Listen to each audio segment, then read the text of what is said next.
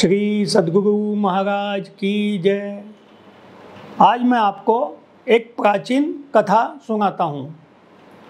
बहुत समय पहले समुद्र मंथन हुआ था।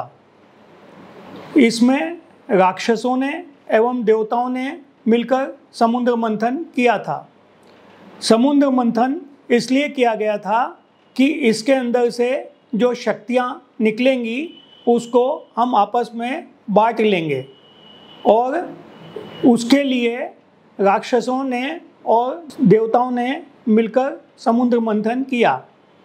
सांप को रस्सी बनाया गया, मंदार पर्वत को मथनी बनाया गया, और राक्षस लोग आगे सांप के मुंह की तरफ खड़े हो गए और देवता लोग पीछे पूंछ की तरफ खड़े हो गए, और दोनों मिलके जोर जोर से समुद्र मंथन करने लग गए। उस समुद्र मंथन में 14 तरह के वस्तुएं निकली थी। जैसे अरावत हाथी निकला था, उसके अंदर लक्ष्मी जी निकली थी, उसके अंदर बहुत तरह की चीज़ें निकली थी, और साथ में विष भी निकला था। समुद्र मंथन होने के बाद में सारी चीज़ें आपस में बांट ली गई। ज़्यादातर चीज़ें देवताओं को मिली। राक्षस लोग समझते नहीं थे ज़्यादा, और देवता लोग बुद्धिमान होते थे, इसलिए उन्होंने अच्छी अच्छी सारी चीज़ें अपने पास में रख ली, और जो अच्छी नहीं थी वो राक्षसों को बांट दी। क्योंकि राक्षस लोग मुंह की तरफ खड़े हुए थे, सांप के मुंह की तरफ, जहाँ रिस्क रहती है, सांप खा भी सकता है, और देवता लोग होशियार थे, बुद्धिमान थे, तो पूंछ की तरफ खड़े हो गए कि वहाँ कोई तकलीफ नहीं है। आखिरी में अमृत भी निकला था। अमृत जो पीता वो अजर अमर हो जाता। अमर तत्व का उसमें रस था, इसलिए वो अमृत था। अब ये तय हुआ कि इस अमृत को कैसे बांटा जाए।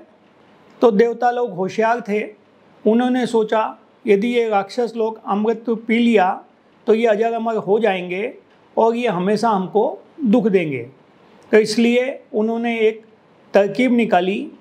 विष्णु भगवान एक बहुत सुंदर स्त्री के रूप में प्रकट हुए, और उन्होंने बोला ये अमृत मैं आप लोगों को पिलाऊंगा, सब लाइन से बैठ जाओ। एक तरफ देवता बैठ गए और एक तरफ राक्षस बैठ गए। राक्षसों में 2 राक्षस समझदार थे कि बोला ये देवता लोग कुछ ना कुछ बेईमानी करेंगे, इसलिए वो भी देवताओं का रूप रख कर देवताओं के बीच में ही बैठ गए। जैसे ही अमृत देना शुरू किया, भगवान विष्णु जो स्त्री के रूप में थे, उन्होंने अमृत कलश से सबको गिलास में अमृत देना शुरू किया। तो अमृत इधर तो अमृत बांटते जाते थे, और जब राक्षसों का नंबर आता था तो उनको मदिरा बांट देते थे। तो राक्षस इस बात को समझ ही नहीं पाए कि अमृत में और मदिरा में कोई अंतर होता है। वो मदिरा पी के, और विष्णु भगवान का जो स्त्री रूप था उसको देख देख के बहुत खुश हो गए थे और बहुत आनंद में चले गए थे। उनको मालूम ही नहीं था अमृत क्या होता है, वो तो दारू पी के और खुश थे। और इधर देवता लोग जो है अमृत पी के खुश थे कि भाई अब हम अजर अमर हो गए।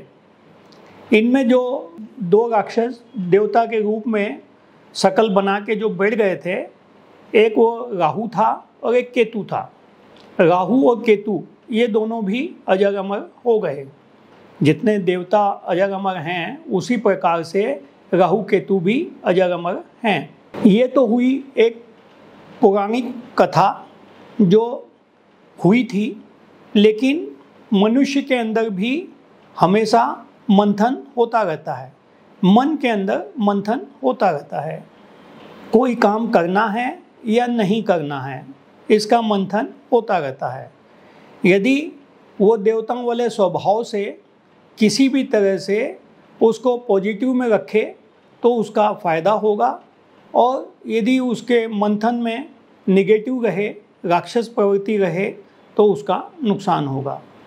हमारे हर समय में हाँ या ना, हाँ या ना, अमृत या विष, अमृत या विष निकलता ही रहता है। लेकिन बहुत से लोग जो है ना विष में पीने में चले जाते हैं, यानी दारू पीने में चले जाते हैं और वो राक्षस जैसे हंसते कूदते रहते हैं, लेकिन आखिरी में उनका सत्यानाश होता है, आखिरी में उनका वध होता है और आखिरी में उनका नाम लेने वाला भी कोई नहीं होता है। उसी प्रकार से ये देवता लोग जो अच्छे कर्म करते हैं, जो मनुष्य अच्छे कर्म करते हैं, वो देवताओं जैसे अमृत पी के अजर अमर हो जाते हैं। तो ये मंथन जो समुद्र मंथन हुआ था वो तो एक बार ही हुआ था, लेकिन हमारे शरीर के अंदर मन की मंथन हमेशा होता ही रहता है। और हमको जो हमारे सद्गुरु होते हैं वो हमको ये बताते हैं कि कौन सा अमृत है और कौन सा विष है, कौन सी मदिरा है और कौन सा अमृत है।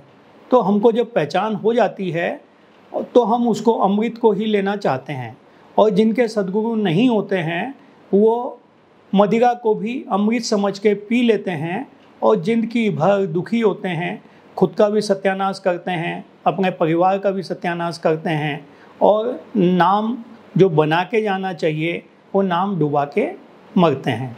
श्री सद्गुरु महाराज की जय।